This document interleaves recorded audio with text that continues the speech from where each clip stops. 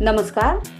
हा एक आवोकाडो घेतला आहे. याला असं बाजूने कट करून याचे 2 भाग करून घ्यायचे आहेत. ह्याच्यातली बी आपण वेगळी करून घ्यायची आहे. बी काढून घ्यायची. बघा हाताच्या साहाय्याने बी निघाली. आता ह्याची सालं काढायला काही चमच्याची गरज नाही. चांगला हातानेच पटकन सालं एकदम इझी निघून गेली. हे बघा कशी पटकन सोलून होतात आहे. तर काही चमच्याने वगैरे सोलायची गरज नाही.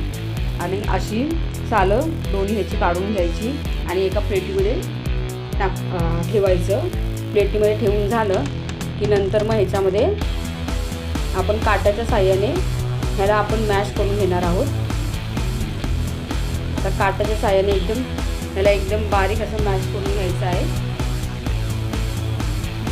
तर मॅश करून झालं की नंतर मग आपण ह्याच्यामध्ये चवीनुसार मीठ टाकलं आहे आणि आपला घरचा मसाला हा आपला तिखटानुसार तुम्ही टाकू शकता. आता जेवढं तुम्ही तिखट खात असाल तेवढं तुम्ही टाकू शकता मसाला. आता हे मीठ टाकलं आहे. आता नंतर चवीनुसार हे घरचा मसाला टाकून घ्यायचा आहे. याच्यामध्ये काही कांदा टोमॅटो टाकायची गरज नाही आहे. हे असं तेवढं भारी लागलं.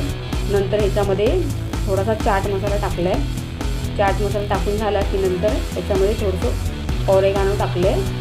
ऑरेगानो टाकून झालं की नंतर थोडेसे मिक्स हर्ब्स टाकले. आता हे टाकून सगळं हे एकजीव करून घ्यायचं.